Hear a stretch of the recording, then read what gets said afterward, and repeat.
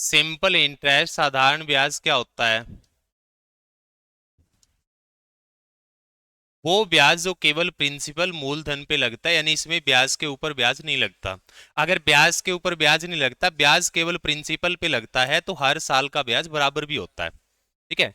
साधारण ब्याज में हर साल का ब्याज बराबर बराबर आएगा। अब यहाँ पे देखो, एक तो आपका है प्रिंसिपल मूलधन, ये क्या होता है?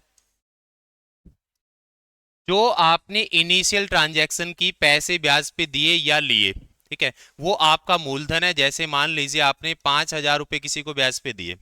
एक आपके पास है रेट, दर। रेट क्या होती है? रेट ही तो डिसाइड करेगी ब्याज कितना बनेगा। ठीक है। अब जैसे आम भाषा में हम सुनते हैं कि 1.5 रुपए सैकड़ा, इसका क्या मतलब है? 2 रुपए सैकड़ा। आप हैं, तो नॉर्मल है। तो मैं सिर्फ ये पूछ रहा हूं कि हमने पूछा ब्याज क्या रेट चल रहा है, तो उसने कहा 2 रुपए सैकड़ा चल रहा है। ठीक है, तो इसका मतलब क्या है? एक किसान था, इस किसान को कुछ पैसे की जरूरत थी। ये अपने एक पड़ोसी के पास चला गया, तो उसने कहा कि मैं तो 2 रुपए सैकड़ा ब्याज लगाऊंगा। फिर ये बैंक के पास चला गया, बैंक ने कहा कि मैं तो 10% ब्याज लगाऊंगा। कौन सा सस्ता है? 10% सस्ता है। 1.5 रुपए सैकड़ा महंगा है। देखो, सैकड़ा का मतलब तो परसेंटेज होता है, मतलब ये 2% है। पड़ोसी जो दे रहा है वो 2% के हिसाब से दे रहा है, बैंक जो दे रहा है वो 10% के हिसाब से दे रहा है, फिर बैंक सस्ता कैसे हुआ? इतना ही देता है बैंक, और कितना देता है?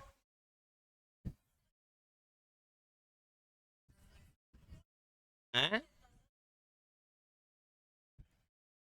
हाँ, 12% पे 1 रुपया बनता है, सही बात है। फर्क किस चीज का है? ये है पर मंथ, और ये है पर एनम। बैंक आपको हमेशा बताएगा वार्षिक, और आम भाषा में हम जो बात करते हैं वो होता है पर मंथ। 2 रुपए सैकड़ा का मतलब है 2% ब्याज की रेट है, लेकिन 2% कैसे है? हर महीने है। ठीक है। अब देखो, आपको जरूरत पड़ती है कि रेट जो है वो वार्षिक करनी है। रेट आपको 4 तरह से दी जा सकती है। वो 4 तरीके कौन से होंगे? एक पर मंथ है, एक क्वार्टरली है, एक हाफ ईयरली है, और एक पर एनम है, वार्षिक है। 4 तरह से आपको रेट मिलेगी, आपने कन्वर्ट करनी है पर एनम में। पर मंथ, एक महीने में जितना ब्याज मिल रहा है उसका 12 गुना साल में मिलेगा ना। जैसे 2 रुपए सैकड़ा है, 2% पर मंथ है, तो साल में तो 24% होगी, 12 से गुणा कर दो। क्वार्टर का मतलब क्या होता है? Set of 3 months. 3 महीने का जो सेट होता है उसको क्वार्टर बोलते हैं, तो साल में तो 4 क्वार्टर होते हैं। तो एक क्वार्टर में जो ब्याज मिलेगा उसका 4 गुना क्या मिलेगा? साल में मिलेगा। एक साल में कितने हाफ ईयर होते हैं? 2, तो 6 महीने में जो ब्याज मिलेगा उसका 2 गुना साल में मिलेगा। तो इस तरह से पर मंथ है तो 12 से गुणा कर दो, क्वार्टरली है तो 4 से गुणा कर दो, हाफ ईयरली है तो 2 से गुणा कर दो, आपकी रेट किस में कन्वर्ट हो जाएगी? पर एनम में। अब मान लीजिए आपके पास जो दर है वो 5% पर एनम है। इसके बाद बात आती है टाइम, समय, यानी कितने समय के लिए धन जो है ब्याज पर लिया गया। ठीक है। अब टाइम भी आपके पास वही चीज हो सकता है टाइम आपका मंथ में दे रखा हो सकता है क्वार्टर में दे रखा, हो सकता है हाफ ईयरली में दे रखा, और हो सकता है ईयरली दे रखा हो। यहां भी आपने टाइम को ईयर में कन्वर्ट करना है। ठीक है। अगर 6 माही से साल बनाओगे तो क्या करना पड़ेगा? 2 से भाग। और अगर तिमाही से साल बनाओगे तो 4 से भाग, और महीने से साल बनाओगे तो 12 से भाग। तो इस तरह से आप टाइम को चेंज कर लेंगे। ठीक है। अब यहां पे मुझे बताना है, मान लीजिए टाइम मेरे पास है 4 साल। अब यहां मुझे बताना है कि सिंपल इंटरेस्ट साधारण ब्याज कितना बनेगा। अब यहां पे आप क्या करते हैं, एक फॉर्मूला यूज करते हैं कि simple interest is equal to principal into rate into time divided by 100। आप इस फॉर्मूले का यूज करते हो। अभी भी करना चाहो तो कर लेना, हालांकि ये फंसा देता है। ठीक है, ज्यादा काम का नहीं है। करना चाहो तो कर लेना। ध्यान रखना कि रेट और टाइम दोनों आपने साल में लेने हैं, किसी में दे रखे हो चाहे रेट और टाइम को साल में कन्वर्ट करो, साल में लेने हैं, फिर ये फॉर्मूला लगा दो, ब्याज आ जाएगा। ठीक है, लेकिन ऐसे ही निकालना जरूरी नहीं है। लास्ट क्लास में मैंने बताया था कि अगर एक ही नंबर के परसेंटेज हो, जैसे एक आदमी था अपनी इनकम का 10% भोजन पे खर्च कर रहा था, 20% कपड़ों पे खर्च कर रहा था, 15% जो है ट्रांसपोर्ट पे खर्च कर रहा था, 25% रेंट पे खर्च कर रहा था, तो हमने क्या कहा, सारे के सारे खर्च किसके हैं, इनकम के। एक ही नंबर के है ना, जब एक ही नंबर के अलग अलग परसेंटेज हो तो उनको जोड़ के आप सिंगल परसेंटेज मान सकते हो। जैसे 5% एक साल में मिलेगा, तो 5-5% 4 बार मिला ना, क्योंकि 4 साल है। अगर 5% पहले साल 5%, अगले साल 5%, अगले साल 5%, अगले साल 5%, तो 5-5% 4 बार मिलेगा, तो कितना हो गया, 20% हो गया ना।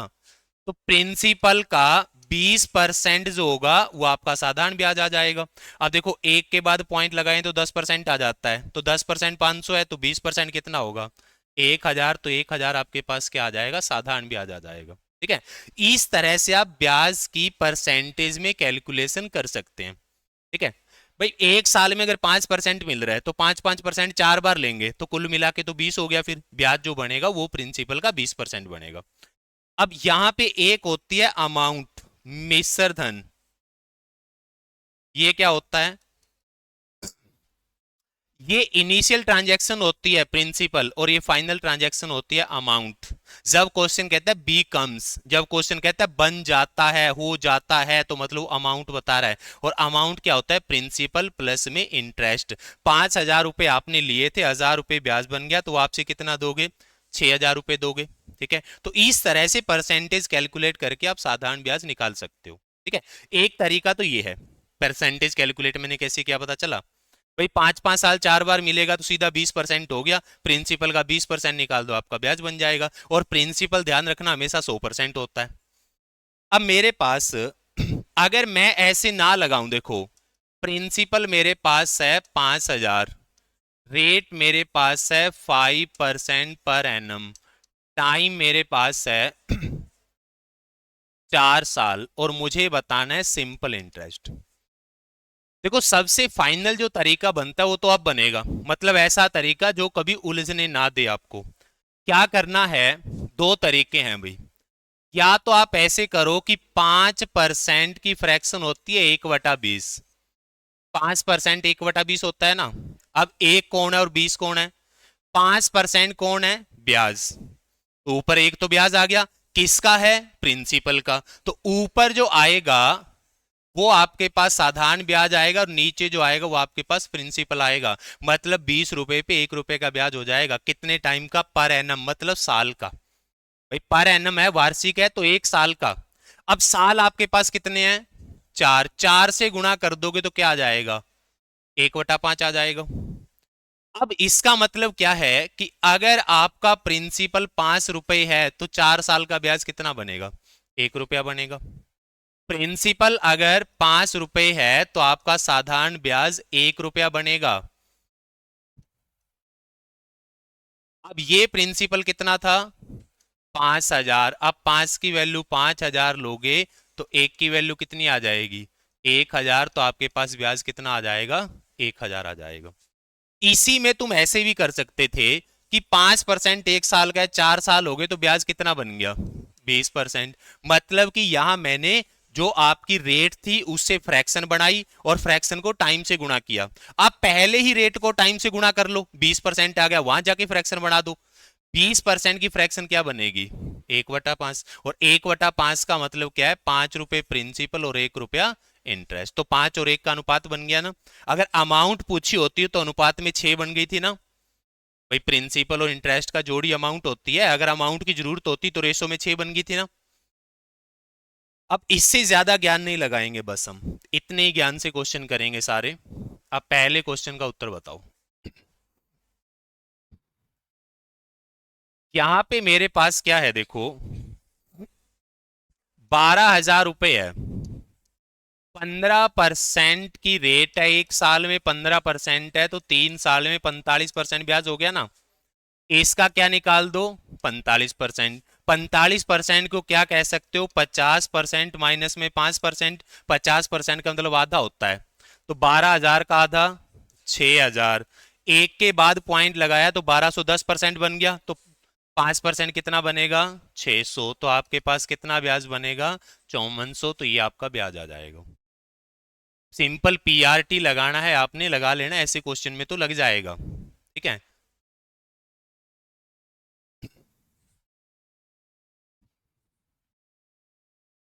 कोई राशि है 7 साल में ब्याज समेत 15,500 हो जाती है, मतलब 15,500 कौन है? अमाउंट है, मिश्र धन है। रेट कितने की है? 30% की। टाइम कितना है? 7 साल। अब यहाँ पे देखो, यहाँ कई तरीके हमेशा बनते हैं साधारण ब्याज के अंदर। मैं एक काम क्या कर सकता हूं कि भाई 1 साल का ब्याज अगर 30% है तो 7 साल का कितना हो गया? 210। 210% तो बन गया ब्याज। 100% होता है प्रिंसिपल, तो अमाउंट कितना आएगा? जैसे मान लो इस क्वेश्चन में क्वेश्चन कहता है कि अमाउंट बताओ, तो हम क्या कहते हैं? 100% तो हो गया प्रिंसिपल, और आपका 45% बन गया ब्याज, तो आपका अमाउंट 145% नहीं बन गया? भाई प्रिंसिपल 100% है, उसमें ब्याज परसेंट जोड़ दोगे तो अमाउंट परसेंट आ जाएगा। अब यहाँ पे 210% तो ब्याज बन गया, क्योंकि एक साल में 30% ब्याज बनता है, तो 7 साल में 210% तो हो गया ब्याज, 100% हो गया प्रिंसिपल, तो कुल मिला के अमाउंट जो बनेगी वो 310% होगी। तो आपके पास जो वैल्यू है 15,500, ये 310% की वैल्यू है। और आपने क्या निकालना है? ब्याज निकालना है। ब्याज कितना था? 210% था। ये 310% की वैल्यू है, आपने 210 की निकालनी है, तो गुणा में कर दो 210। अब A0 से A0 कट जाएगी, 31 से काटोगे तो ये 500 पे कट जाएगा, तो ये 10,500 आपका उत्तर आएगा। अब देखो ऐसे समझ नहीं आया तो मैं इसका दूसरा तरीका लगाता हूं। मेरे पास 30% है, 30% का मतलब हुआ 3/10, यानी 10 रुपए पे 3 रुपए ब्याज 1 साल का, और साल कितने हैं? 7। तो क्या बन गया? 21/10। इसका मतलब यह है कि प्रिंसिपल अगर 10 है तो इंटरेस्ट 21 आएगा और अमाउंट 31 आएगी। ऐसा कह सकते हैं। अब आपको क्या दे रखा है? अमाउंट दे रखी है, ये दे रखी है आपको 15,500। अब 31 की वैल्यू 15,500 लोगे तो एक की वैल्यू 500 आ जाएगी, अगर इसको 31 से भाग करोगे तो। और आपको निकालनी किसकी है? 21 की निकालनी है, तो कितना बनेगा? 10,500 बनेगा, तो 10,500 आपका उत्तर आएगा। तो तुम चाहो तो ऐसे परसेंटेज के हिसाब से भी कर सकते हो, तुम चाहो तो रेशो के हिसाब से भी कर सकते हो। ठीक है, लेकिन पीआरटी से मुश्किल हो जाएगा।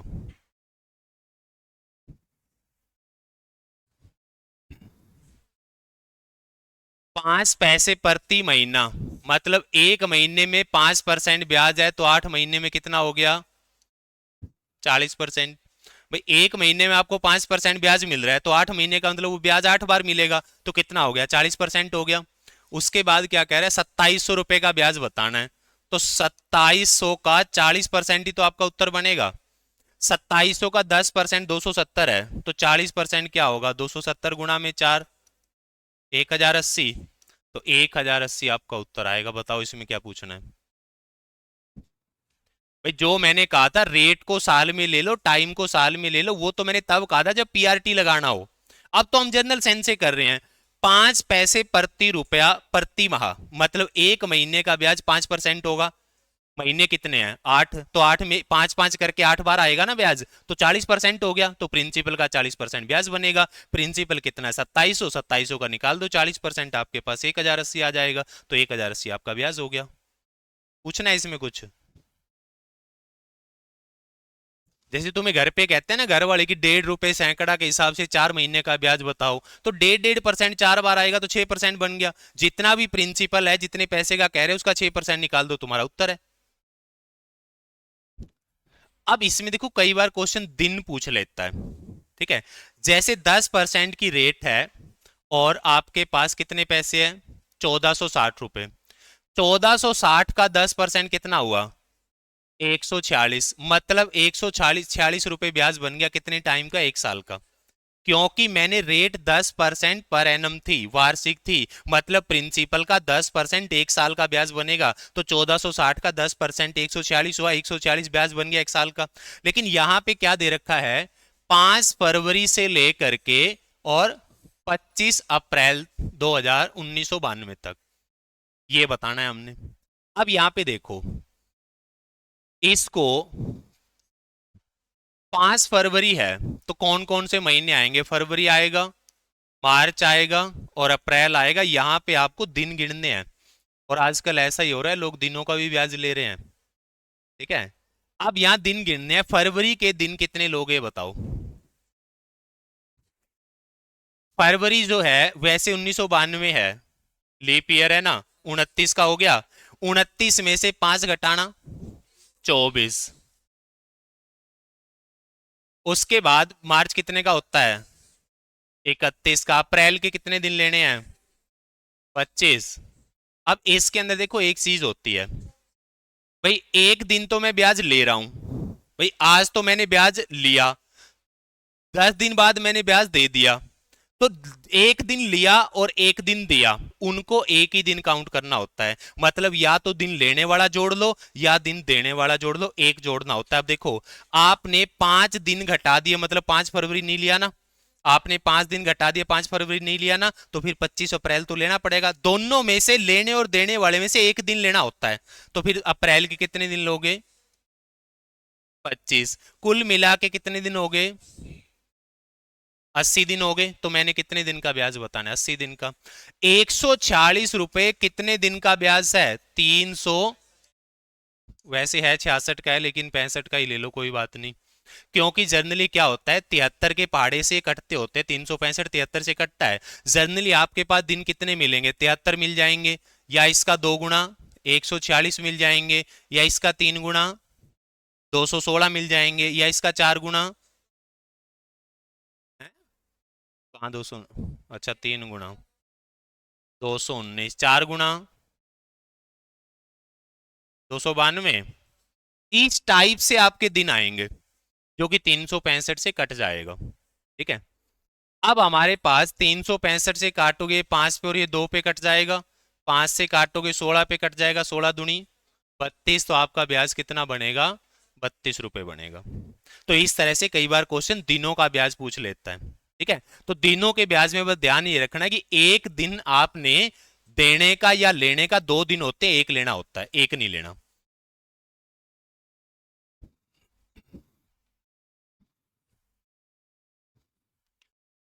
20,000 जो है ये मैंने दिए हैं 10% पे 3 साल के लिए, और दूसरा जो धन था 40,000, ये मैंने दिए हैं 15% की दर से 3 साल के लिए। अब क्वेश्चन पूछ रहा है दोनों से बताओ कितना ब्याज बनेगा, तो इधर ब्याज कितना हो गया, 30%, इसका 10% 2,000 है, तो 30% 6,000 हो गया, तो 6,000 ब्याज तो यहां से आ गया।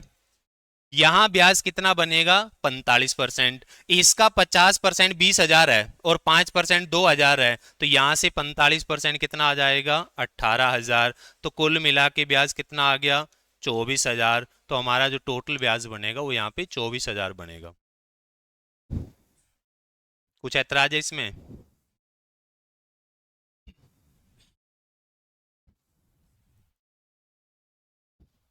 अब देखो क्वेश्चन कह रहा है कि मेरे पास 27,000 रुपए थे, इन 27,000 को मैंने 2 पार्ट्स में डिवाइड कर दिया, ए और बी में।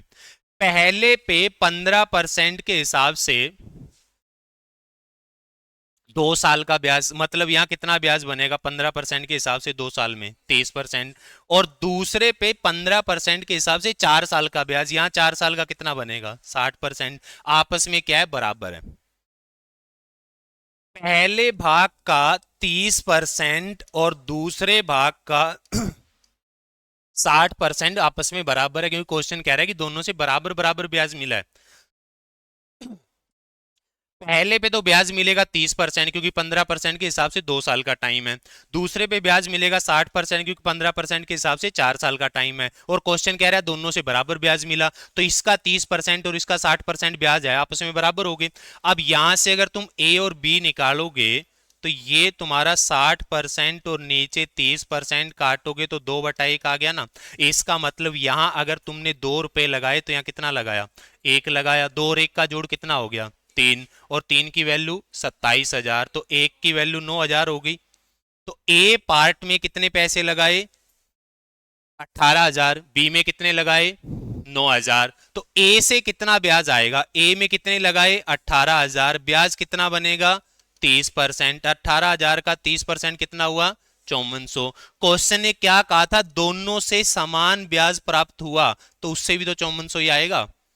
ये तो क्वेश्चन पहले ही कह रहा है दोनों से ब्याज समान प्राप्त हुआ, तो पहले भाग से 5400 ब्याज आ रहा है, तो दूसरे से भी 5400 ही आएगा, निकालने की जरूरत नहीं है। तो कुल मिला के ब्याज कितना हो गया, 10,800। तो यहां पे आपका जो टोटल ब्याज बनेगा वो 10,800 बनेगा।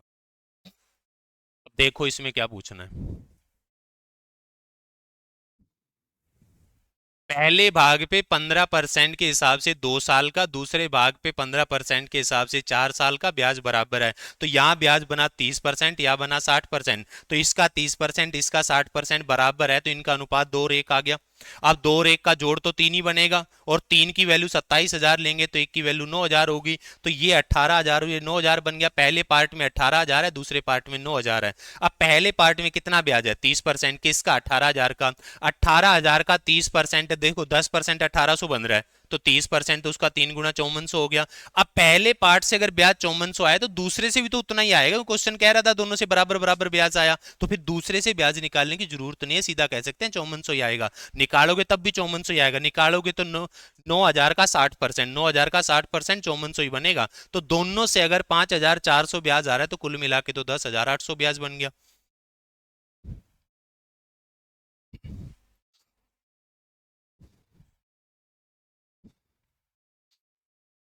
अब देखो रेट अगर आपको निकालनी हो तो आप अपने सिंपल जो आपका फॉर्मूला है पीआरटी उसका यूज कर सकते हो, क्योंकि मैं नहीं चाहता कि ज्यादा ट्रिक में तुम जाओ। राशि का 8वां हिस्सा है, इसका मतलब ये है कि प्रिंसिपल अगर 8 रुपए है ना तो इंटरेस्ट 1 रुपया है। प्रिंसिपल अगर 8 रुपए है तो इंटरेस्ट जो है वो 1 रुपया है।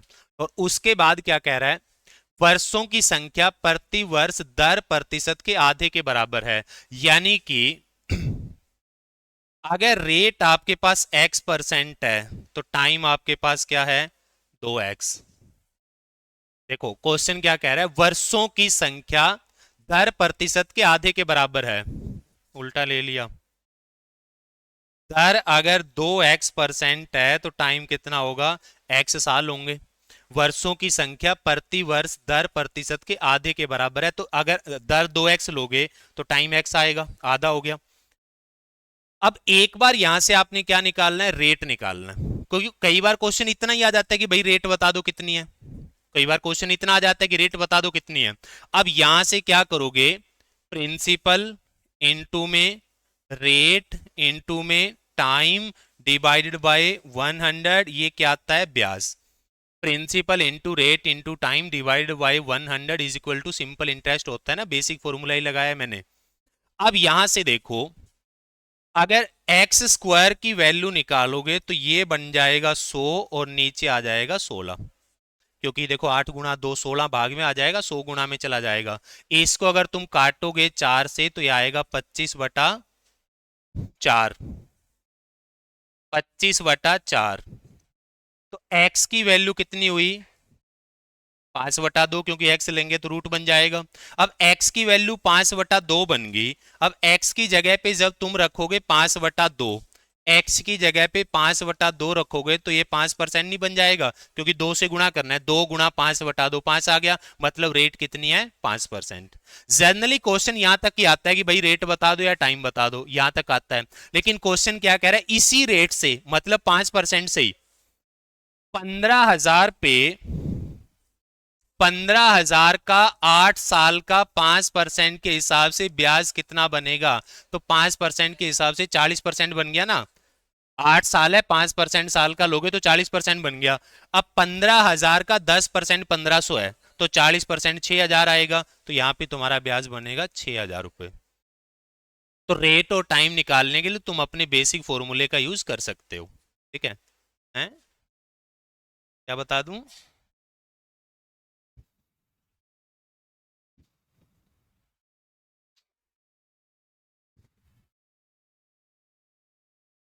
देखो टारगेट बैच से ना तुम टीचर की ताकत नहीं देख सकते, क्योंकि यार टाइम तो होता नहीं है।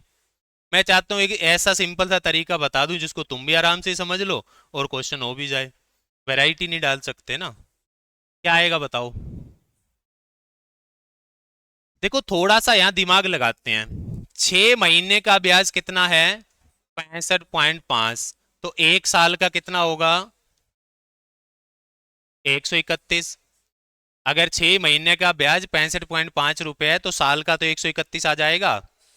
अब ब्याज कितना बन गया? 131। दर कितनी है? 5% प्रति वर्ष। और बताना क्या है? प्रिंसिपल। तो प्रिंसिपल का 5% ब्याज बनेगा ना भाई। एक साल का जो ब्याज होगा प्रिंसिपल का 5% होगा, क्योंकि रेट 5% पर एनम है। इसका मतलब यह है एक साल का ब्याज प्रिंसिपल का 5% होगा। तो एक साल का ब्याज प्रिंसिपल का 5%, 5/100 करोगे तो 1/20 हो गया। और ये कितना लोगे बराबर? 131। क्योंकि ये 6 महीने का 65.5 रुपए है तो साल का तो 131 हो जाएगा ना। रेट साल की दे रखी इसलिए ब्याज मैंने साल का ले लिया। अब यहां से अगर तुम प्रिंसिपल निकालोगे तो 2620, तो 2620 रुपए आपका प्रिंसिपल बन जाएगा। तो एक साल में आप धन को कन्वर्ट कर लिया करो, थोड़ा सा काम आसान हो जाता है। जैसे यहां करके बताना। 9 महीने का ब्याज 8% की रेट से 270 रुपए है, तो बताओ धन कितना है? देखो जितना भी धन है ना, उस धन का 8% आपका ब्याज बनेगा एक साल का। 8% पर एनम की दर से रेट लग रही है, मतलब प्रिंसिपल जितना भी है उसका 8% आपका एक साल का ब्याज बन जाएगा। अब क्वेश्चन कह रहा है कि 270 रुपए ब्याज है कितने टाइम का? 9 महीने का। और साल का मतलब क्या होता है? 12 महीने। अब 9 महीने का अगर 270 है तो 12 महीने का कितना होगा? 360। तो ब्याज आपके पास कितना बन गया? 360 बन गया। तो प्रिंसिपल जो आएगा वो 360 गुणा में 100 और नीचे 8 आ जाएगा। 4 से काटोगे 2 और 4 से काटोगे 25, 2 से काटोगे 180, तो कितना बन गया? 4500। तो आपके पास जो धन बनेगा वो 4500 बनेगा। यहां समझ आया मैं क्या कर रहा हूं?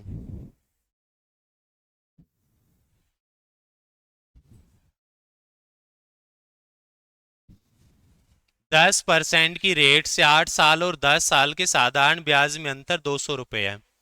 धनराशि कितनी है? देखो ये आपका प्रिंसिपल है। इस पे 8 साल और 10 साल, 2 साल का गैप है ना। 10% की रेट है तो 20% का अंतर आएगा दोनों धन में। ये आपके पास 10% की रेट से 8 साल में कितना हो गया? 80%। और ये 10% की रेट से कितना हो गया? 100%। मतलब ये तो प्रिंसिपल का 80% बनेगा, ये प्रिंसिपल का 100% बनेगा। तो फर्क कितने का है? 20% का। मतलब दोनों धनों के ब्याज में जो अंतर आएगा वो प्रिंसिपल के 20% के बराबर आएगा। अब प्रिंसिपल का 20%, 20/100 अंतर आएगा, और वो अंतर आपको कितना दे रखा है? 200। तो यहां से आपका प्रिंसिपल कितना बन जाएगा? 1000। तो वो धन आपका जो बनेगा वो 1000 बनेगा। इसमें कोई एतराज आ रहा हो? हम्म।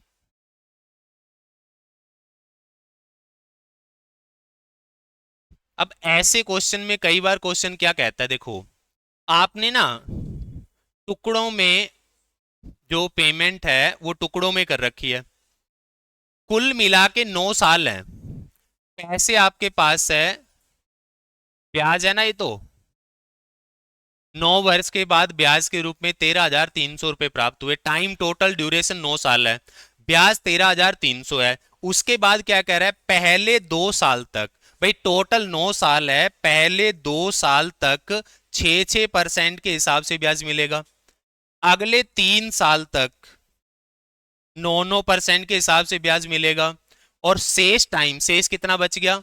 टोटल 9 साल थे, 2 और 3 5 हो गए तो 4 साल बचे। शेष 4 साल तक रेट कितनी है? 14%।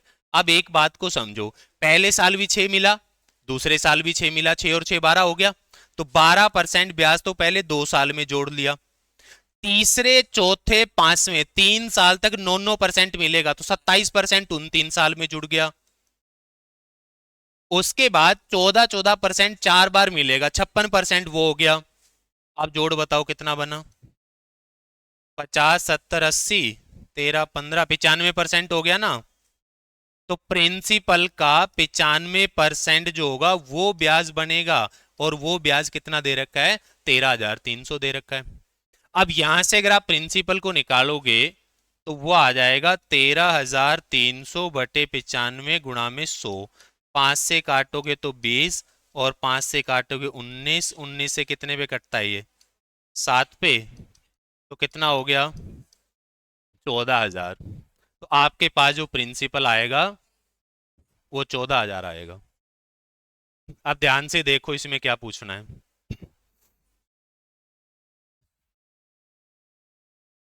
भाई ब्याज कितने परसेंट बना, टाइम देख लो। पहले 2 साल तक 6-6 है तो 12 हो गया। अगले 3 साल तक 9-9 है, 27 हो गया। अगले 4 साल तक 14-14 है, 56 हो गया। तो 9, 27 और 56 को जोड़ोगे तो कुल मिला के प्रिंसिपल का 95% ब्याज बन गया। मान लो क्वेश्चन ये कहे कि भाई पहले साल 3% ब्याज है, दूसरे साल 4 है और तीसरे साल 5 है, कुल मिला के ब्याज कितने परसेंट हो गया? 3, 4, 7 और 5, 12। पहले साल 3% आया, अगले साल 4% आया, अगले साल 5% आया, कुल मिला के तो 12% आ गया। तो प्रिंसिपल का 12% ब्याज हो जाएगा।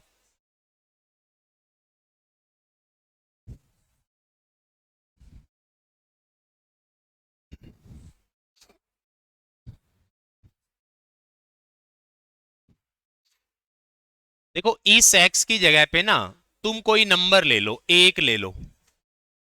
अगर तुम्हें एक्स ठीक नहीं लग रहा तो एक ले लो। एक्चुअली में होता क्या है, अगर मान लो यहां पे और यहां पे रेट में 5% का फर्क है ना, 1 साल में 5% का फर्क आएगा तो 2 साल में 10 का आ जाएगा, 3 में 15 का आ जाएगा, 4 में 20 का आ जाएगा। हर साल 5-5% का अंतर पैदा होता रहेगा। एक रेट दूसरी से 5% ज्यादा है तो हर साल 5-5% का अंतर आता रहेगा। लेकिन ऐसे मुश्किल लग रहा है तो एक्स की जगह एक ले लो। पहले 1% पे दिए, अब 6% पे दिए। ठीक है, टाइम कितना है? 5 साल। ये धन था, इसमें एक राशि मैंने 1% पे 5 साल तक दी तो 5 ही% ब्याज बनेगा। और दूसरी राशि मैंने 6% पे 5 साल तक दी तो 30% ब्याज बनेगा। अंतर कितने का आएगा? 25% का। और यही मैं कह रहा था, 1 साल में 5% है तो हर साल 5-5 का गैप बनता रहेगा, तो 5 साल में तो 25% का गैप आ जाएगा। तो यहां से जो ब्याज मिलेगा और यहां से जो ब्याज मिलेगा, उस ब्याज में प्रिंसिपल के 25% के बराबर अंतर होगा। तो प्रिंसिपल का 25% वो अंतर बनेगा। और वो अंतर आपको कितना दे रखा है? 9200। अब देखो इसको काटोगे तो 1 और 4 पे कट जाएगा, तो यहां पे गुणा करोगे तो ये 36,800 बनेगा। तो आपके पास प्रिंसिपल जो बनेगा वो 36,800 बनेगा। साधारण ब्याज में कोई बड़े लॉजिक नहीं होते, बड़ी साधारण सी चीज समझनी होती है। हैं? देखो मान लो एक तो मैंने दिया x% पे और दूसरा मैंने दिया x+2% पे। ये तो आम बात भी कई बार हो जाती है। जैसे मान लो दो आदमी, एक ने ब्याज पे पैसे लेने थे, एक ने देने थे, दोनों का विवाद हो रहा है। एक कह रहा है कि मैं लगाऊंगा 10% के हिसाब से ब्याज, वो कह रहा है 8 के हिसाब से लगा ले। एक तीसरा आदमी आ गया, कहता है हमारा रोल आ रहा है, मैं कह रहा हूं 8% ले ले, ये कह रहा है 10% लूंगा। कहता है कितने टाइम के लिए लेना है? तो उसने कहा 3 साल के लिए लेना है। तो कहता है 6% का मामला है सारा, क्यों विवाद कर रहे हो? 6% का ही तो रोड़ा है। क्योंकि 2%, एक कह रहा है 10%, एक कह रहा है 12%, 2% का अंतर हो गया। 3 साल है तो अंतर 6% का आएगा। और यहां क्वेश्चन क्या कह रहा था कि फर्क किस चीज का है? 5% का फर्क है। एक तरफ तो एक्स है, दूसरी तरह x+5 है। एक्स को चाहे आप जितना मर्जी ले लो, अंतर तो 5 का ही रहेगा। 1 साल में 5% का अंतर है, कुल मिला के साल 5 है, तो 5 का अंतर 1 साल में, तो 5 साल में वो अंतर बढ़ के 25% का हो जाएगा। तो प्रिंसिपल का 25% जो होगा वो डिफरेंस आएगा।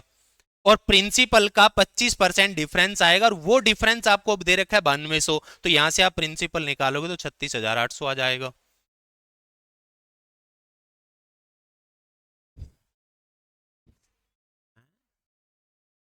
इससे 4 तो जाके गुणा होएगा, 4 से काटेगी कैसे? क्या आएगा बताओ? 6800 रुपए की राशि पे 18 महीने का साधारण ब्याज 2244 रुपए, ब्याज की दर ज्ञात करो।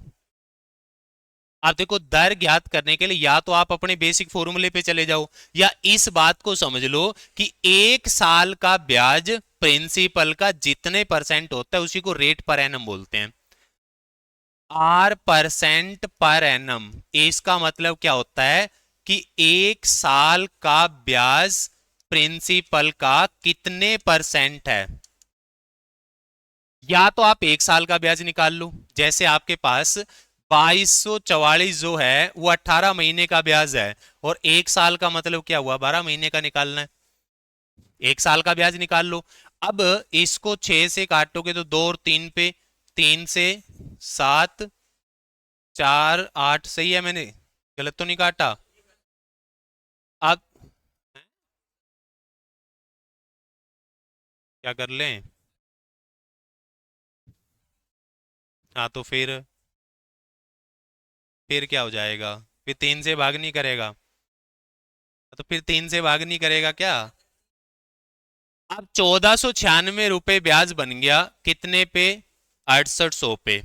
तो गुणा में कर दो 100%। अब इसको 4 से काटोगे तो 17, 4 से काटोगे तो 4 तिये 12, 29, 4 7 28, 16, 4 4 16, 17 से काटोगे 17 दूनी 34 और 17 दूनी 34, तो आपके पास क्या आएगा? 22 आएगा। या तुम इसको ऐसे करते कि प्रिंसिपल इनटू में रेट इनटू में टाइम डिवाइडेड बाय 100 बराबर में ब्याज, और ब्याज कितना था?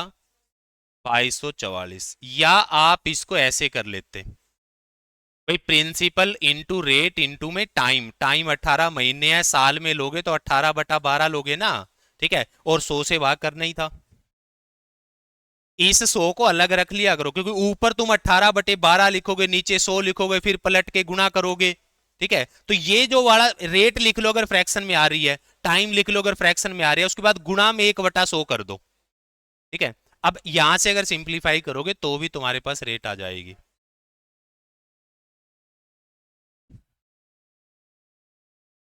2 साल में 1000 हो गई, मतलब कि 2 साल का ब्याज कितना हुआ? भाई 800 से 1000 होगी तो 2 साल का ब्याज 200 हुआ, तो 1 साल का ब्याज कितना हुआ? 100 रुपए। तो 100 रुपए प्रिंसिपल का कितने परसेंट है? तो यहां से अगर तुम काटोगे तो ये आपके पास आएगा 25/2%, यानी कि 12.5%। तो रेट जो आएगी वो 12.5% आएगी। भाई तुम्हारी मर्जी, फॉर्मूला लगा लो, तुम्हारी मर्जी, सिंपल अपना कर दो कि 1 साल का ब्याज प्रिंसिपल का जितने परसेंट होता है उसी को रेट परसेंट पर एनम बोलते हैं। कर लोगे? 9 वर्षों में 3 गुना हो गई, 9 साल में 3 गुना हो गई।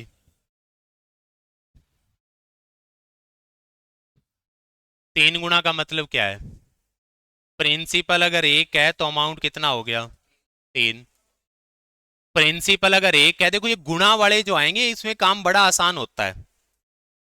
प्रिंसिपल अगर 1 है तो अमाउंट 3 हो गई, 3 गुना का मतलब है ये। तो प्रिंसिपल को अगर मैं 100 मान लूं तो ये 300 हो गई, 100 से 300 होगी तो कितना बढ़ी? 200 बढ़ी। और 100 पे जो चेंज होता है उसी को परसेंटेज बोलते हैं, मतलब ब्याज जो बनेगा वो 200% बनेगा। और 200% जो ब्याज है कितने साल में बना? 9 साल में। अगर 200% ब्याज 9 साल में बन रहा है तो 1 साल में कितना था? 200/9। अब 200 को 9 से भाग करोगे तो क्या आएगा? 22 से ही 2/9 आएगा। तो गुणा वाला जब आता है वो तो काम बड़ा आसान होता है, पहले को 100 मान लो, अगला पता चल जाएगा, जो डिफरेंस बनेगा उतने ही परसेंट का अंतर आएगा। जैसे और देखते हैं, अगर इसका एग्जांपल है तो इसी में मैं देता हूं। मान लीजिए 5 साल के अंदर 5 गुना हो गई, कोई राशि 5 साल में खुद का 5 गुना हो गई, तो बताओ ब्याज की दर क्या है? अब 5 साल में 5 गुना हो गई, मतलब कि प्रिंसिपल अगर 100 है तो अमाउंट कितना हो गया, 5 गुना हो गया, 500 हो गया। तो कितना ब्याज मिला, 400। कितने पे, 100 पे, और 100 पे तो परसेंटेज होता है, मतलब ब्याज बनेगा 400%। ये 400% ब्याज कितने साल में मिला, 5 में। तो 1 साल में कितना ब्याज मिला, 80%। तो यहाँ पे मेरा जो उत्तर आएगा वो 80% आएगा। 25 साल में 5/9 हो गई।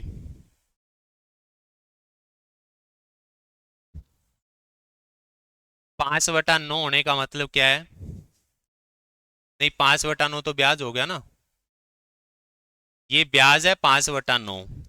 इसका मतलब है 9 रुपए अगर प्रिंसिपल था तो 5 रुपए ब्याज बनेगा। ठीक है, टाइम कितना है, 25 साल। अपना सिंपल फॉर्मूला लगा दो, principal into rate into time divide by 100 is equal to interest. देखो, principal into rate into time by 100 is equal to interest होता है। 5/9 का मतलब है 9 रुपए पे 5 रुपए ब्याज बनेगा। अब यहां से इस 25 से काटोगे, 4 पे कट गया, तो यहां आपका जो आर बनेगा वो क्या बनेगा, 20/9 बनेगा, क्योंकि 4 उधर गुणा में चला गया, 9 भाग में चला गया, और 20/9 आपकी रेट आ जाएगी।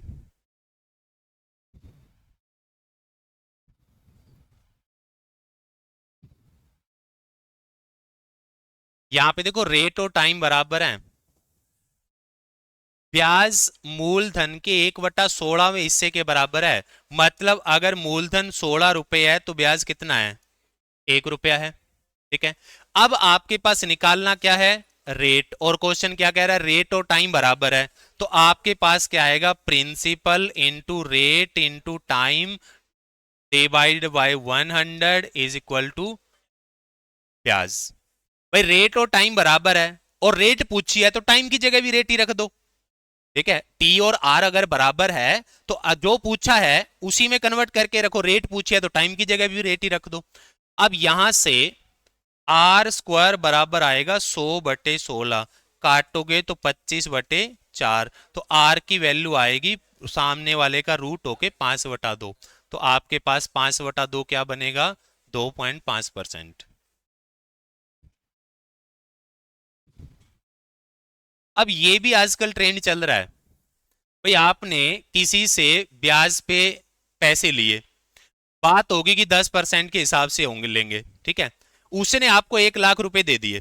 अब 10% के हिसाब से मतलब 1 साल बाद आप 1,10,000 रुपए वापस करोगे, क्योंकि 10,000 रुपए ब्याज बन जाएगा। लेकिन आजकल ट्रेंड क्या चल रहा है कि 1 लाख दिए और कहता है ये 10 तो मेरे को दे दे ब्याज के।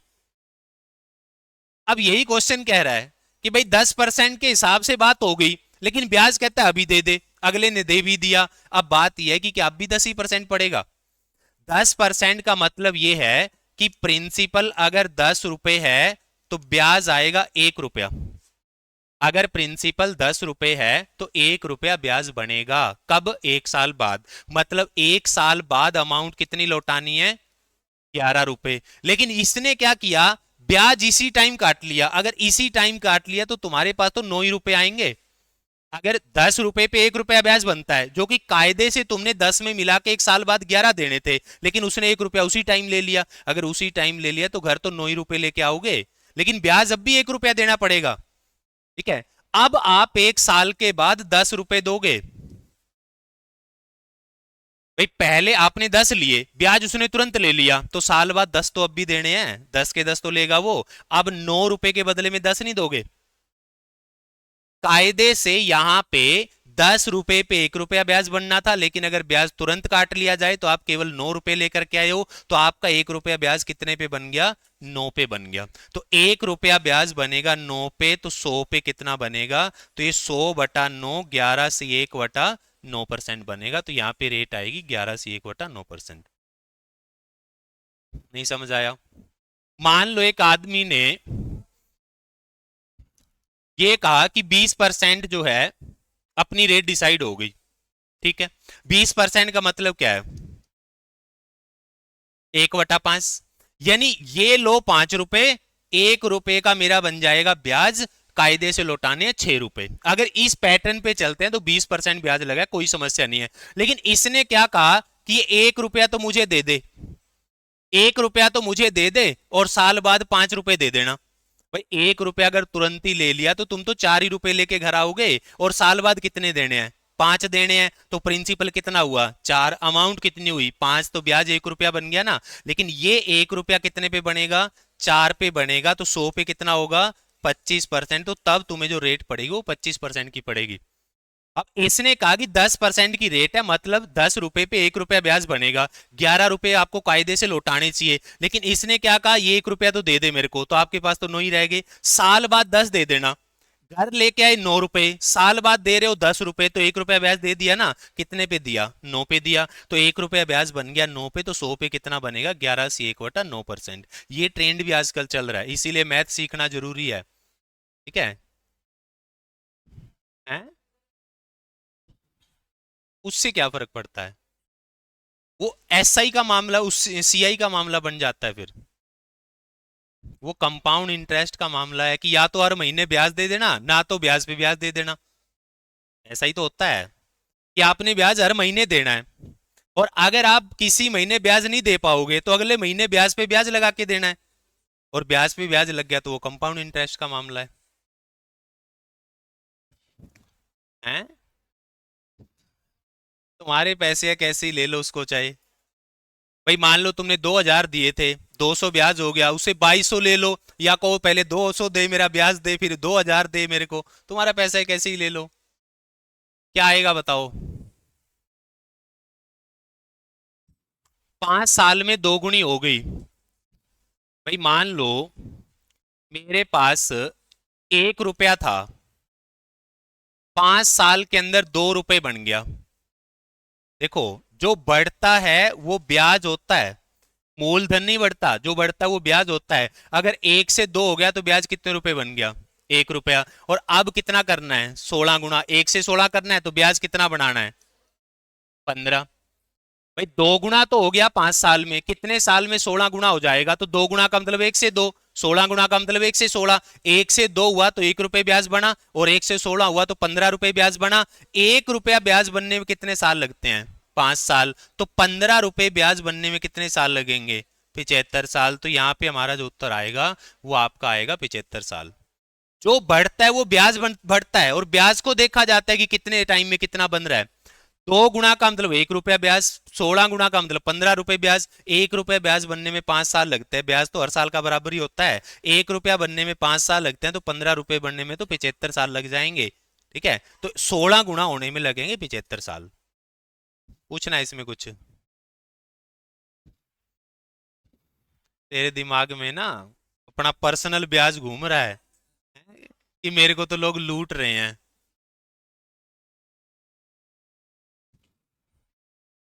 कोई बात नहीं, तू मेरे को दे जाना जितना धन है।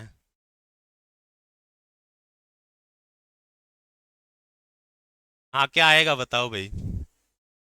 साधारण ब्याज के अंदर एक खास बात और होती है। एक खास बात तो ये होती है कि साधारण ब्याज हर साल का बराबर होता है। दूसरी खास बात ये होती है कि आप साधारण ब्याज के अंदर प्रिंसिपल को ही बदल सकते हो। जैसे मान लीजिए मेरा एक दोस्त था, उससे मैंने 10,000 रुपए लिए 5 साल के लिए। मैंने अपने एक दोस्त से 10,000 रुपए लिए 5 साल के लिए। ठीक है? उसने मेरे से ब्याज नहीं लिया, उसने मेरे से ब्याज नहीं लिया। ठीक है? उसके बाद थोड़े दिन के बाद जब मैंने ये पैसे लौटा दिए थे, वो मेरे से ले गया 50,000 रुपए 1 साल के लिए। ठीक है? अब मान लो हमारी बिगड़ गई। अब हम कहते हैं ब्याज का हिसाब कर ले, तो ब्याज किसका ज्यादा बनेगा? मैंने तो 10,000 रुपए लिए 5 साल के लिए, उसने 50,000 रुपए लिए 1 साल के लिए। तो बताओ मैं उससे ब्याज मांगूंगा या वो मेरे से मांगेगा? बराबर हो गया, मामला बराबर हो गया। क्योंकि आप सिंपल इंटरेस्ट के अंदर प्रिंसिपल को ही चेंज कर सकते हो। अगर प्रिंसिपल को टाइम से गुणा कर दिया जाए तो प्रिंसिपल 1 साल में कन्वर्ट हो जाता है। मतलब 10,000 गुणा 5 कितना हुआ? 50,000। कितने टाइम के लिए? 1 साल के लिए। अगर आपने प्रिंसिपल और टाइम को गुणा कर दिया तो नया प्रिंसिपल आ जाएगा, लेकिन वो प्रिंसिपल 1 साल के लिए आएगा। मतलब 10,000 रुपए 5 साल में जितना ब्याज कमाएंगे, 50,000 रुपए 1 साल में कमा देंगे। ठीक है? जैसे 2,000 रुपए 5 साल में जितना ब्याज कमाएंगे, 5,000 रुपए 2 साल में ही उतना ब्याज कमा देंगे, क्योंकि यहां भी प्रिंसिपल 10,000 बन रहा है और यहां भी प्रिंसिपल 10,000 बन रहा है। ठीक है, तो अगर कभी भी ऐसे क्वेश्चन सिंपल में आएंगे, कंपाउंड में नहीं आएंगे। अगर कभी क्वेश्चन आपसे ये कहता है कि भाई अलग अलग अमाउंट है, 3 साल के लिए 10,800 दिए, कितने हो गए? 32,400 हो गए ना भाई। 10,800 अगर 3 साल के लिए लोगे तो कुल मिला के 30 तो ये बन गए और 2400 बन गए, 32,400 बन गए 1 साल के लिए। ये आपने 2 साल के लिए 7500 दिए, 15,000 ये बन गए। तो कुल मिला करके आपका धन कितना हो गया? 47,400 रुपए। मतलब पूरे धन को अगर 1 साल में कन्वर्ट करके देखो तो ये कह रहा है कि 47,000 रुपए 1 साल के लिए ब्याज को दे दिए एक ही आदमी को। ठीक है, अब ब्याज आपको कितना मिला? 1422। अब 1422 कितने पे बनेगा? 47,400 पे, और गुणा में करेंगे 100%। तो ये इसका कितने गुना बन रहा है? 3 गुना। तो ये 3% की रेट आएगी। तो कभी भी ऐसा क्वेश्चन अगर आता है जहां पे प्रिंसिपल अलग अलग है, टाइम अलग अलग है, लेकिन ब्याज सबका इकट्ठा दे रखा है, तो आप प्रिंसिपल को एक एक साल में कन्वर्ट करो। 3 साल में 10,800 है तो गुणा कर दो, 1 साल में 32,400 का ब्याज उतना ही बनेगा। 2 साल 7500 है तो गुणा कर दो, 15,000 रुपए का 1 साल का ब्याज उतना ही बनेगा। तो मतलब दोनों को हमने 37,000, 32,400 और 15,000 दे रखे, रेट दोनों की सेम है, तो जोड़ोगे तो 47,500 रुपए कुल मिला के तुमने दे दिए, जिसपे ब्याज बना है आपका 1422 रुपए। तो 1422 ब्याज है, 47,400 आपका प्रिंसिपल बन रहा है, तो और गुणा में 100% करोगे तो रेट आ जाएगी। अब जल्दी से इसका एग्जाम्पल बताना।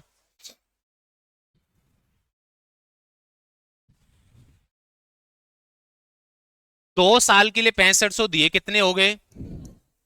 2 साल के लिए 6500, 13,000, और 4 साल के लिए 8,000, 32,000।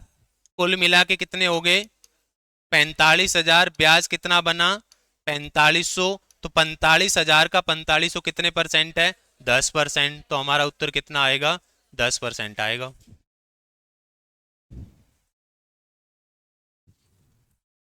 ब्याज मूलधन के बराबर है, रेट टाइम के बराबर है,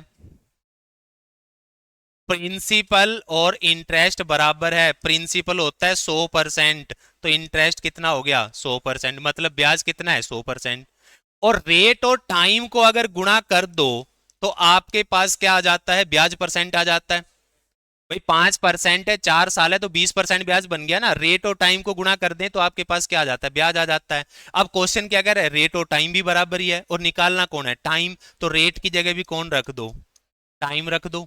तो टी स्क्वायर बराबर 100 आएगा, तो टी कितना आएगा? 10 आएगा। तो टाइम कितना बनेगा? 10 साल बनेगा।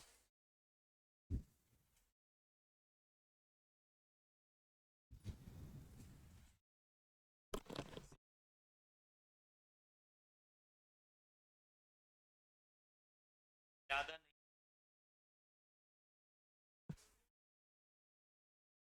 आप देखो यहां पे क्या है, 6% प्रति वर्ष की दर से ब्याज पर एक राशि 3 वर्षों में 767 और 4 वर्षों में 806 रुपए हो जाती है। राशि क्या है? अब यहाँ पे देखो पहली चीज क्वेश्चन ने गलती क्या कर रखी है? हालांकि ये टाइपिस्ट की गलती नहीं है कि मैं कहूं टाइपिस्ट की है, ये प्रॉपर क्वेश्चन आया हुआ है, रेट दे दी। जबकि ऐसे क्वेश्चन में आपको रेट नहीं मिलती, रेट निकालनी होती है। अब रेट दे दी, क्वेश्चन क्या कह रहा है कि 3 साल बाद कितने होंगे? 767 हो गए। ठीक है, अब 1 साल में कितने ब्याज मिल रहा है? 6%। तो 3 साल में कितना मिल गया? 18%। 18% क्या बनेगा? 9/50। मतलब अगर प्रिंसिपल 50 होगा तो ब्याज आपका 9 होगा, तो अमाउंट आपकी 59 होगी। ऐसा ही तो दे रखा है। अब इस 59 की वैल्यू कितनी बन गई? 767। एक की वैल्यू बताओ कितनी आएगी? 13 आनी चाहिए मेरे हिसाब से। 780, 13, 700 से एक की वैल्यू 13 बन गई। एक की वैल्यू 13 है तो 50 की वैल्यू 650, तो 650 आपका उत्तर आ गया। इसका तो मैंने यूज ही नहीं किया, 806 का। तो 806 का यूज क्यों नहीं किया? क्योंकि रेट दे रखी थी। तो ऐसे क्वेश्चन में रेट नहीं मिलती। ठीक है, जैसे इसी का एग्जाम्पल है, यहां पे आपको कोई रेट नहीं दे रखी। क्वेश्चन क्या कह रहा है कि 5 साल में कोई धन 1020 हो गया और 8 साल में वही धन 1200 हो गया, कितना बढ़ा? 180। कितने साल में? 3 साल में। जो बढ़ता है वो केवल ब्याज होता है, मूलधन थोड़ी ना बढ़ता है। 3 साल में 180 रुपए बढ़ गए, इसका मतलब 3 साल का ब्याज कितना है? 180। अब 3 साल का ब्याज अगर 180 होगा तो 1 साल का कितना होगा? 60 रुपए हो गया। अगर प्रिंसिपल निकालना है तो इस 1020 में कितने साल का ब्याज जुड़ा हुआ है? भाई अमाउंट क्या होती है? Principal plus interest is equal to amount. ये 1020 हो गया, ये अमाउंट है। कितने साल बाद? 5 साल बाद। मतलब 5 साल का ब्याज जुड़ के बना है। 1 साल का ब्याज 60 है तो 5 साल का 300 हो गया, तो इसमें से 300 घटा दोगे तो प्रिंसिपल आ जाएगा। इसमें से अगर 300 घटाओगे तो कितना आएगा?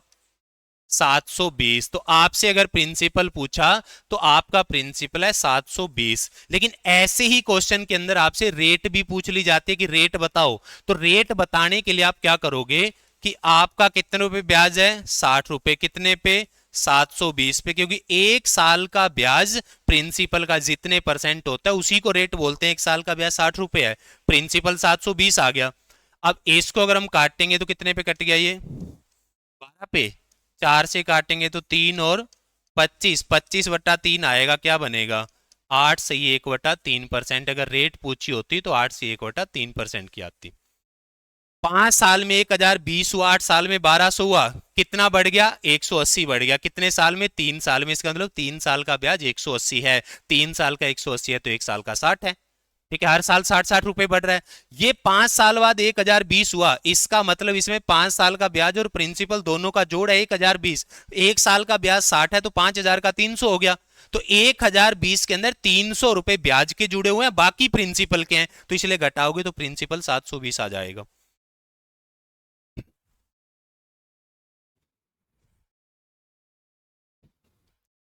7,900 रुपए थे, आपने 3 अलग अलग योजनाओं पे लगाए, जिसमें आपको 3%, 5% और 8% के हिसाब से ब्याज मिल रहा था। ठीक है। अब क्वेश्चन आपसे पूछ रहा है कि अगर तीनों योजनाओं से जो ब्याज मिला है वो बराबर बराबर है। पहली योजना में मान लो आपने ए रुपए लगाए, दूसरी में बी लगाए, तीसरी में सी लगाए, तो ए का कितने परसेंट ब्याज बनेगा? 3%। बी का कितने परसेंट ब्याज बनेगा? 5%। सी का कितने परसेंट ब्याज बनेगा? 8%। भाई ब्याज तो इतना इतना ही आएगा इनसे, क्योंकि टाइम तो एक ही साल है, एक ही होगा, क्योंकि टाइम का जिक्र ही नहीं है तो 1 साल है। अब इस पे ब्याज, इसका 3%, इसका 5%, इसका 8%, इनका अलग अलग ब्याज बन गया। और क्वेश्चन कह रहा है तीनों योजनाओं से ब्याज बराबर बराबर मिला, तो बराबर ले लो। अब आपके पास जब क्या होता है 2A = 3B = 4C हो, तो ए बी सी का रेशो कैसे निकालते हो? इसको निकालना है तो 3 × 4 = 12, इसको निकालना है 4 × 2 = 8, इसको निकालना है 2 × 3 = 6। मतलब जो साथ लगा है वो नंबर छोड़ दो, बाकी दोनों नंबरों की गुणा कर दो। तो ए की वैल्यू कितनी आएगी? 8 5 40। बी की वैल्यू कितनी आएगी? 8 3 24। सी की वैल्यू कितनी आएगी? 3 5 15।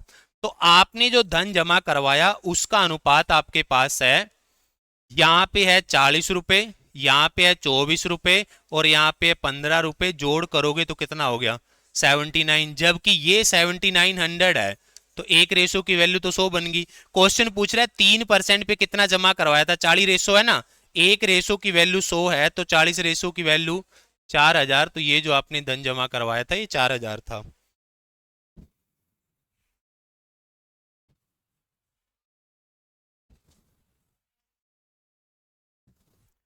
6800 रुपए को दो भागों में बांटना है,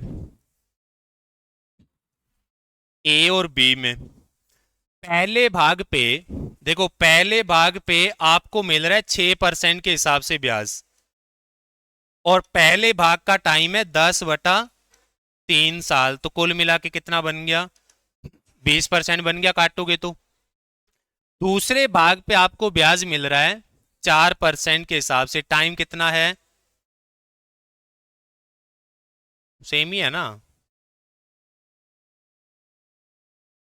3 से 1/2। यहां देखो फर्क है। तो 3 दूनी 6 और एक 7/2। तो यहां कितना हुआ? 14%। तो पहले भाग पे ब्याज बन रहा है 20%, दूसरे पे बन रहा है 14%, और क्वेश्चन कह रहा है कि ब्याज बराबर है। तो इसका मतलब पहले भाग का 20% बराबर है दूसरे भाग का 14%। अब यहां से अगर आप ए और बी का रेशो निकालोगे तो ये 14% बटे में 20% काटोगे तो 7/10। इसका मतलब ये है कि यहां 7 रुपए दे रहे हो तो यहां 10 दे रहे हो, तो टोटल कितने हो गए? 17। जबकि टोटल कितने हैं? 6800। तो एक की वैल्यू 400 बन गई। एक की वैल्यू 400 होगी तो ये कितना आएगा? 2800। और ये कितना आएगा? 4000। तो आपका जो धन है वो 2800 और 4000 बनेगा।